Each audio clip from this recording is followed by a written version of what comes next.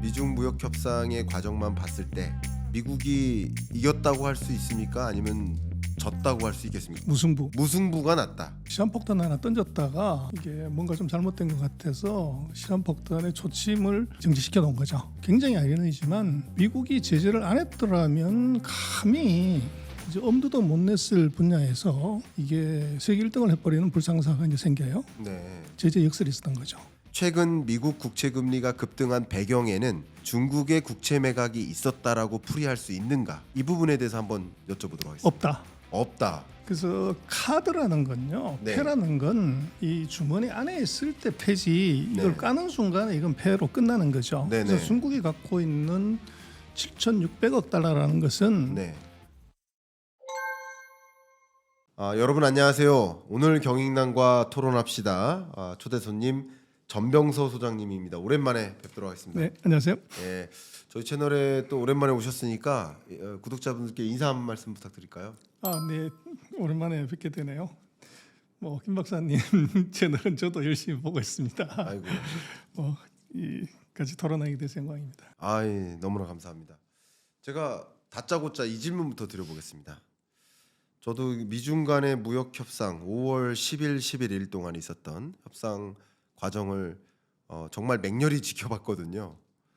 소장님도 아마 그 중에 한 사람이셨을 것 같은데 그냥 아주 아이들스러운 질문으로 미중 무역 협상의 과정만 봤을 때 혹은 지금까지 전개되는 양상을 봤을 때 미국이 이겼다고 할 수 있습니까? 아니면 졌다고 할 수 있겠습니까? 무승부. 네? 무승부. 무승부가 났다. 미중 간의 무승부다. 그러면 왜 그렇게 평가하시는지 좀 질문드리겠습니다. 시한폭탄 하나 던졌다가 네. 이게 뭔가 좀 잘못된 것 같아서 시한폭탄의 초침을 정지시켜 놓은 거죠. 네. 그래서 이제 왜 정지시켰냐는 뭔가 불리는 게 있어서 그렇고 네. 폭탄 맞아서 죽어야 되는데 죽을 것이 않다는 게 하나 있는 거죠. 네. 그리고 초침을 멈추지 않으면은 이제 던진 쪽에서 더 큰 문제가 생길 수 있었기 때문에 네. 이제 회담을 했던 거 아닌가. 그래서 이번 관세 전쟁은 제가 볼 때는 호랑이 대가리에 뱀꼬리로 끝났다.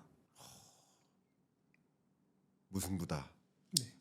그러면 혹시 제가 짓궂은 질문을 드린다면 중국이 이겼다라고 말씀을 혹시나 하시면 저 사람 친중 아니야라는 지적을 들을까봐 그렇게 말씀하시는 게 아닌지 일부러 무승부라고 말씀하시는 게 아닌지. 그거는요. 지금 네. 우리나라에서 네. 그 친중 반중 친미 반미 그러는데 네. 우리 냉정하게 봐야 되는 것은 중국이나 미국도 우리를 친미나 친중이라고 생각하냐를 봐야 돼요.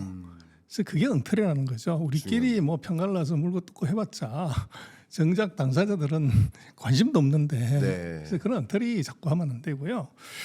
제가 볼 때는 정확하게 보지 못하면 당한다. 네. 그래서 친중이든 반중이든 간에 지금 중국이 하고 있는 걸 보면은 우리는 최근 한 3, 4년 동안 중국 망했다, 끝났다 이런 걸로 일관을 했지만 그건 정확하게 봐야 되는 것은 망했거나 망하고 있거나 끝난 나라를 미국이 점점 더 강도를 높여가면서 견제를 하는 이유가 뭐냐. 네. 거기 보면 답이 간단하게 있는 거죠. 네. 그래서 중국의 최근 7년간을 놓고 보면 이게 GDP, 기술, 이제 산업 여기에서 좌초돼서 망했거나 끝난 아이템을 찾기가 어려워요. 네. 오히려 이제 굉장히 아이러니지만 미국이 제재를 안 했더라면 감히 이제 엄두도 못 냈을 분야에서 이게 세계 1등을 해버리는 불상사가 이제 생겨요. 네. 제재 역설이 있었던 거죠. 네. 그래서 우리는 이제 우리가 보고 싶은 걸 보다가 보니까 이게 그걸 우리가 많이 놓치는 것 같아요. 그래서 지금 누가 전 세계에서 지금 자동차 제일 많이 사냐? 누가 핸드폰 제일 많이 사냐? 노트북 제일 많이 사냐? 휴머노이드 로봇 누가 제일 많이 만드냐? 이랬을 때 답은 딱 한 가지로 다 귀결이 돼요. 네. 그래서 이제 우리가 그런 것들은 이제 놓치고 이제 중국에 대한 어떻게 보면 그 중간자적 입장에서 냉정하게 보는 것들을 우리가 안 보면 무슨 일이 벌어지냐? 돈을 앞에 놓고서 이성으로 대하지 않고 감정으로 대하면 돈을 못 버는 거죠. 네. 그래서 우리로 보면은 뭐 삼성이 핸드폰 중국에서 문 닫고 나왔고, 현대가 자동차 뭐 문 닫고 나왔고, 카페베네 뭐 화장품 뭐 이게 이런 마트까지 해가지고 우리가 다 나왔는데, 그래서 중국 망했다 우리는 그렇게 보죠. 근데 문제는 GM하고 포드하고 토요타하고 닛산하고 테슬라가 중국에서 문 닫고 나왔냐, 애플이 중국에서 문 닫고 나왔냐, 이게 에스트로드가 문 닫고 나왔냐, 월마트가 문 닫고 나왔냐, 스벅이 문 닫고 나왔냐를 보면 멀쩡하게 장사하고 있단 말이에요. 네. 그럼 이거 어떻게 된 거냐. 그래서 우리가 조금 우리 기준으로 보지 말고 미국 기준으로 중국을 보는 것이 정확하다. 네. 그래서 우리 많은 유튜브나 언론에서 얘기하는 걸 그대로 액면으로 믿고 들어가면 이게 우리로서는 뭐 그럴 수 있다고 생각을 하는데, 이제 다른 나라 기준으로 비교를 해보면 퀘스천이 크게 생기는 거죠. 너무 중요한 말씀 주셨습니다. 저희가 또 25년 이제 하반기를 달리고 있고 향해서 가고 있고, 특히 새 정부 출범과 뭐 여러 가지 우리 한국 경제의 기로에 서 있는 모습들을 봤을 때 중국을 제대로 보고 또 미중 간의 갈등을 또 제대로 봐야 또 우리가 어떻게 대응할지를 모색할 수 있기 때문에 여러분들이 혹여나 친중으로 혹은 친미로 생각하지 마시고 이 상황을 진단을 하시는데 같이 도와주셨으면 좋겠습니다. 그래서 제가 이렇게 한번 말씀드릴게요. 제가 왜 이런 말씀 드렸냐면, 오히려 그 미중 간의 무역 협상 과정을 보고 저는 어떻게 진단했냐면, 한번 제 말씀 들어보고 한번 평가를 좀 오히려 들어보고 싶습니다. 저는 미국이 이기지 못했다. 그러니까 미국이 진 건 아니지만 이기지는 못했다. 그래서 굳이 누가 이겼냐를 따져라, 둘 중에 하나에 손을 들어줘라 그런다면 미국이 이기지 못했기 때문에 진 거 아니냐. 저는 이렇게 평가적 의견을 드렸었습니다. 근데 그렇게 의견을 드린 뭐 이유를 대려면 좀 너무 길어지지만 몇 가지만 제시를 한다면 딱 한 가지 먼저 두 개만 좀 되겠습니다. 표면적인 이유가, 일단 다른 나라 정상이나 고위급 회담을 할 때는 다 워싱턴에서 했어요. 근데 중국만은 미국으로 불러오지 못했고 스위스에서 했고, 스위스에는 가장 대표적인 자유무역의 상징인 WTO가 있는 곳에서 했다. 그러면 한번 먹이는 것 아니냐 중국 입장에서, 이런 어떤 외교적인 관점에서 한 가지 풀이를 했고요. 뭐 드릴 말씀 많지만 하나만 더 드린다면, 결국 트럼프 2기 들어서 미중 간의 무역 전쟁의 양상은 펜타닐 관세부터 시작을 했는데, 정작 그 미중 간의 협의문 조인 스테이트먼트를 보면 펜타닐 관세에 대해서는 협의된 게 없어요, 표면적으로. 그래서 그만큼 관세율이 남아 있는 거죠. 중국의 대미 관세율 10%, 미국의 대중 관세율 30%, 그 20% 포인트 격차가 펜타닐 관세라고 볼 수 있지 않습니까? 그렇기 때문에 이것은 결국 트럼프가 정말 원하던 요구 사항만큼도 확답을 못 받고 나온 것이다.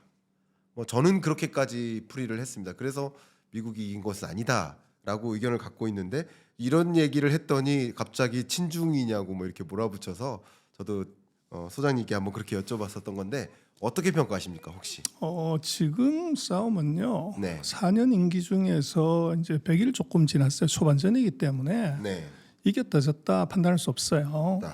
그래서 4세트 해야 되는데 1세트 전반도 아니죠. 3분의 1 지나간 것 같고 누가 이겼냐를 하는 것은 너무 성급하다. 네. 두 번째, 관세라는 것의 근본적인 목적은 보호할 산업이 있을 때 관세를 때리는 것이지, 보호할 산업이 없는데 관세를 때린다는 것은 애초부터 그건 싸움이 안 되는 거죠. 네. 이게 승산 자체가 없는 거죠, 그게. 그래서 지금 트럼프의 관세 정책이 그러면 이게 4년 내내 그렇게 145% 갈 수가 있냐, 전 세계를 상대로 갈 수 있냐 하는 것이 이게 근본적으로 할 수가 없게 돼 있잖아요. 그래서 그게 이제 지속적이지 않다는 거고, 중국하고의 문제는 이것은 이번에 보면 둘 다 똑같이 10%로 내린 거예요. 펜타닐 20%도 이거는 네. 90일간 유예예요. 그런 변한 게 없어요. 네네. 다른 나라하고 똑같다고. 그래서 이거는 아무것도 이제 합의를 본 게 사실은 없다고도 봐야 돼요. 근데 거기에 이제 왜 그렇게 했냐는 것을 두고 봐야 되는데 그 첫 번째 아까 말씀하신 그 왜 스위스냐 뭐 그런 얘기를 하셨지만 네. 결국은 이제 이게 서로가 서로의 체면 살리기지 장소는 그렇게 중요하지 않은 것 같아요. 네. 그래서 중국의 양보를 얻어내려면 중국이 원하는 걸 해줘야 되고 미국이 원하는 걸 얻으려면 미국도 뭔가를 해줘야 되는데 제가 볼 때는 미국도 중국도 지도자들은 뭐 상대가 무섭다기보다는 더 무서운 게 있어요. 첫 번째 미국은 미스터 M입니다.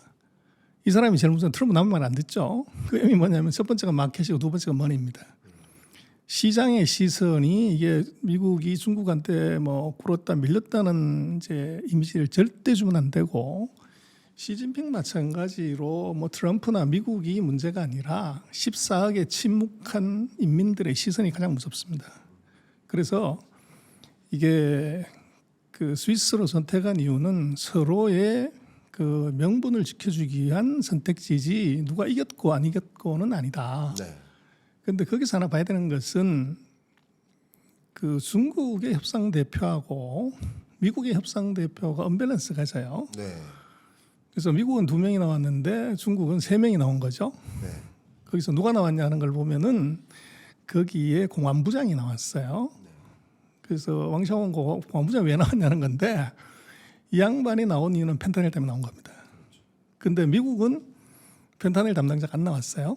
그래서 이건 아직도 이제 국회 인준을 못 받아서 안 나왔는데 어쨌거나 이제 중국의 공안부장이 왜 나왔냐 하는 것은 상대가 카운터도 없는데 그건 시진핑이 제가 볼 때는 미국한테 줄 수 있는 선물을 준비하고 나온 거예요.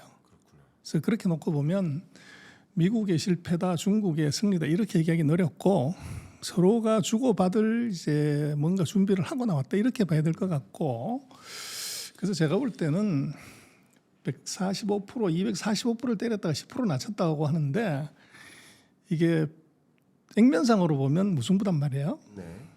그러면 미국은 바보가 아닌데 왜 그렇게 했냐. 이제 거기에는 제가 볼 때는 이면계약이 있었을 것 같아요. 그래서 중국이 뭔가를 해주겠다고 아마 얘기를 했기 때문에 그렇게 이제 공동발표를 했을 것 같고 근데 그거를 이제 어떻게 할래가 하고가 중요한데 그게 90일일 것 같아요. 90일 안에 중국이 미국한테 이겼던 걸 이제 어떻게 실행하냐가 문제고 만약에 그것이 제대로 안 되면 시한폭탄의 조치면 다시 돌아간다. 그래서 지금 있는 것은 제가 볼 때는 지연된 시한폭탄이지 이게 승부를 가리거나 이런 건 아니라고 보여져요. 그래서 조금 더 이제 뭐 두고 봐야 되는 상황이고 그래서 지금 상태에서 누가 이겼냐를 판단하는 아까 말씀드린 것처럼 이게 대학교 4년 다녀야 되는데 이제 중간고사 친해 보고서 4년 뒤에 이게 졸업할 수 있냐 없냐를 물어보는 것하고 똑같아서 지금 너무 이르다. 아 좋습니다. 너무 좋습니다. 우리 소장님은 항상 이렇게 명쾌하게 생각하고 계신 것들을 이렇게 돌려서 말씀하지 않고 이렇게 딱 짚어주시니까 저도 참 토론하기 참 재밌는 것 같습니다.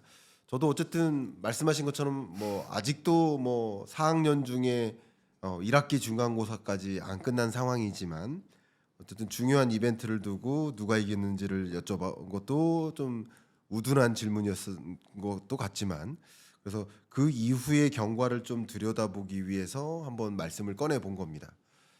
여기서 제가 사실 말씀을 드리고 싶은 게 하나가 더 있는데 방금 말씀하셨던 것처럼 미국에서는 베센트 재무부 장관이 왔고 USTR 대표가 왔고 굳이 급으로 이렇게 스타를 매겨본다면 4스타와 3스타가 왔고 중국 입장에서는 경제부총리가 왔으니까 4스타가 왔는데 공안부장은 다소 한 2스타급밖에 되지 않지 않나.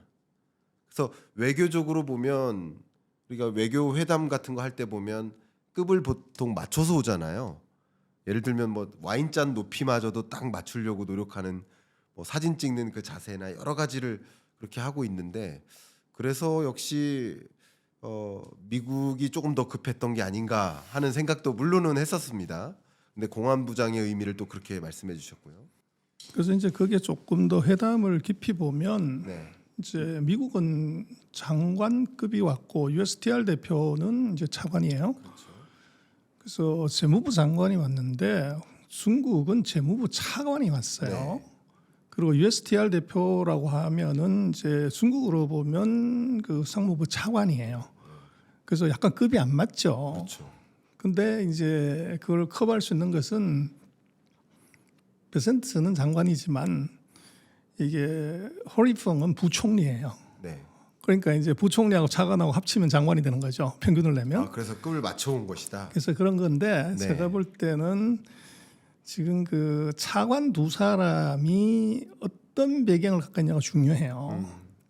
그래서 이 두 사람 다가 유럽에서 유학을 했고 지금 상무부 차관 같은 경우는 지난번 1차 이제 회담 때 그 려허 부총리를 이제 수행해서 1기 때의 무역 협상을 다 팔로우했던 사람을 이번에 내보낸 거예요. 네.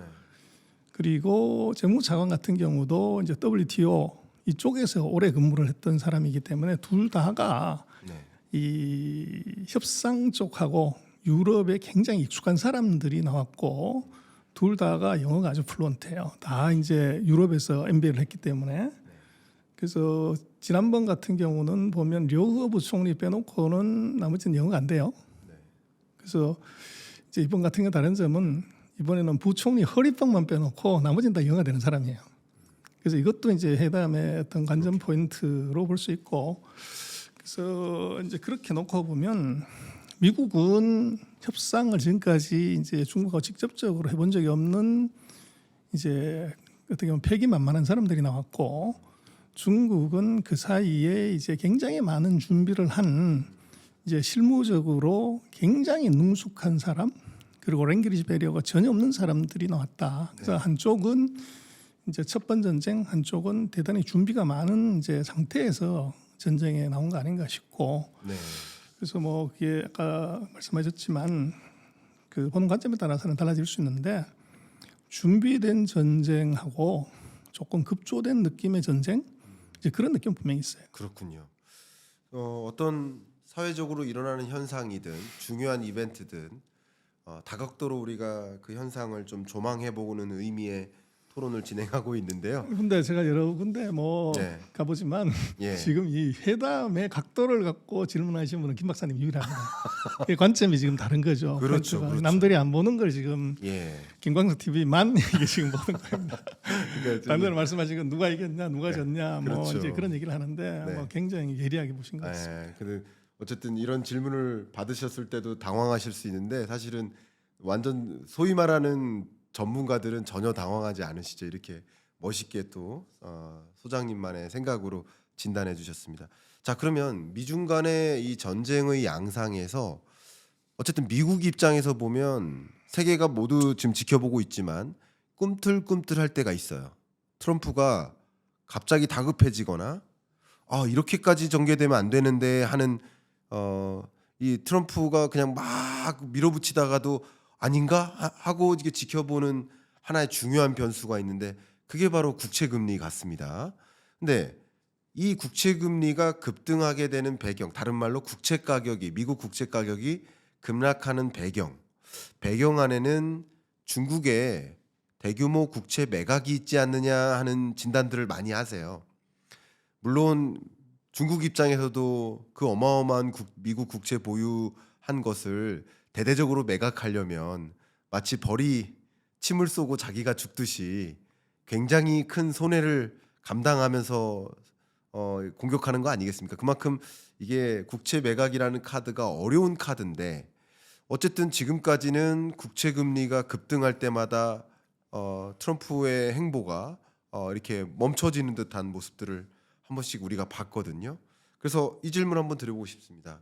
중국이 국채 매각이라는 카드를 정말 극단에는 활용할 것인가? 혹은 최근 미국 국채 금리가 급등한 배경에는 중국의 국채 매각이 있었다라고 풀이할 수 있는가? 이 부분에 대해서 한번 여쭤보도록 하겠습니다. 없다. 없다. 그래서 카드라는 건요, 네. 패라는 건 이 주머니 안에 있을 때 패지 이걸 네. 까는 순간에 이건 패로 끝나는 거죠. 네네. 그래서 중국이 갖고 있는 7,600억 달러라는 것은 네. 미국이 지금 36조 달러 가까운 국채가 있잖아요. 네. 거기에 7,600억을 턴다고 하더라도 네. 한강에 칼 한 자루 던졌을 때 풍덩 소리 나고 끝나는 거죠. 네. 그래서 그게 이제 뭐 미국의 국채 시장을 뭐 엉망진창 만들고 무슨 이건 완전 엉터리다.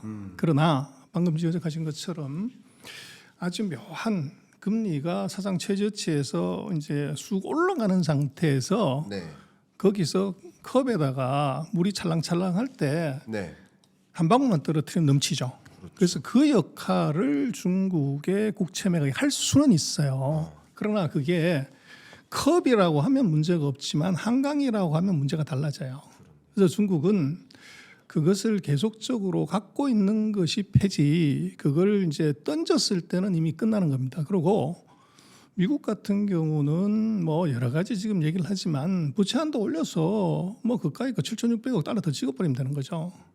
그래서 이제 그거를 간과하고서 이제 자꾸 얘기를 하는데 중국 같은 경우를 보더라도 그 7,600억이면 이제 외환보유고 3조 2천억 달러의 한 3분의 1 정도 되는 돈이에요. 그걸 폭락을 시켰을 때 자기 7,600억은 어떻게 되냐. 그러니까요. 같이 날아가는 거죠. 예. 그래서 그런 우를 범할 가능성은 없어요. 없고 대신 내가 이걸 팔 수 있다는 것의 가능성 요걸 보여주는 게 있고 이게 이제 미국 국채의 뭐 3분의 1 가까이를 외국인이 보유하고 있는데 중국이 계속 팔고 있다는 것이 다른 국가들 영국이나 예를 들면 사우디나 일본 같은 나라들한테 심리적인 압박을 줄 수 있습니다. 네. 그래서 그런 카드로는 굉장히 유효해요. 그런데 지금 뭐 시중에서 많이 얘기하는 것처럼 국채를 다 매각해서 국채 시장을 엉망진창 만들고 미국 정부의 뭐 재정 적자를 이걸 못 메꾸게 한다. 이건 과장입니다. 그럴 수도 없고 그 중국의 입장에서는 카드는 까지 않았을 때까지가 카드고 그걸 깠다고 하는 것은 이제 거의 의미가 없는 그런 상황이 될 것 같고 그다음에 이제 뭐 팔았냐 안 팔았냐 하는 문제는 중국이 최근 4년 동안 미국 국채를 계속 팔았어요. 산 적이 한 번도 없어요. 네. 그리고 이번 3월 달에 189억 불을 이제 팔았는데 그것 때문에 지금 4월 달, 5월 달에 뭐 국채 금리가 올라갔냐 그런데 저는 그건 아니라고 보고요. 지금 4월은 오히려 이제 그것보다는 트럼프의 헛발질이 달러에 대한 신뢰, 그래서 달러가 이게 슬슬 가격이 떨어진단 말이에요. 네. 그래서 이게 지금 문제가 된 것이고 어떻게 보면 이제 국채 금리라고 하는 것이 미국이 정말로 건전한 나라라고 그러면 국채 금리가 몇 퍼센트가 상관이 없죠. 그래서 지금 이제 부채 한도를 다시 올려야 될 정도로 가는 미국 내부적인 문제 때문에 이게 올라간 것이지 중국이 뭘 팔아치웠다? 그게 영향을 받아서 간다고 하는 것은 중국이 가지고 있는 국채 규모가 너무 작아요. 그리고 그것이 이제 주는 시그널 자체도 뭐 하루 이틀 거래량이 안 되는데 그래서 그게 뭐 그렇게 보기에는 조금 과장이 있다 그렇게 보십니다. 네. 소장님께서 지금 말씀해 주셨듯이 중국이 정말 이 국채 매각, 미 국채 매각이라는 카드를 꺼내 들었다면 그러면 그만큼 말씀 설명 잘해 주셨지만 자국이 보유하고 있는 미 국채를 가격을 깎아가면서까지 4살 깎아가면서까지 이거를 던질 수 있느냐 하는 의문을 제기해 주셨고 그렇기 때문에 그 카드가 안 될 수 있다. 저도 상당 부분 그 부분에 공감을 합니다. 제가 앞서 벌이 침을 쏘면 자기도 죽잖아요. 그러니까 중국의 국채 매각은 거의 침을 쏘고 죽는 듯한 그런 공격이 될 수 있지 않을까. 그러니까 대량 매각은 그렇기 때문에 좀 어렵지 않을까 저도 생각을 하고요. 두 번째, 정말 장기적으로 중국이 미 국채 매각을 공격 카드로서 장착하려고 했다면 그동안 미 국채 보유를 더 늘려왔어야죠. 오히려 더 늘려왔어야 앞에 말씀하신 것처럼 이게 요동칠 때 일부만 매각하더라도 효과가 발생하지 않을까. 그러니까 지금 오히려 지금 3위국으로 떨어졌잖아요. 미 국채 보유국으로서. 그런 행보를 보면 오히려 이런 미중 간의 갈등 양상 속에서 사용할 가능성으로서만 풀이를 해야 되지 이게 정말 사용할 만한 카드다라고 글쎄 단정짓기는 어렵지 않을까. 그거는요. 예. 중국이 왜 이제 1조 3천억 넘게 이제 국채를 갖고 있었냐를 봐야 되는데 네.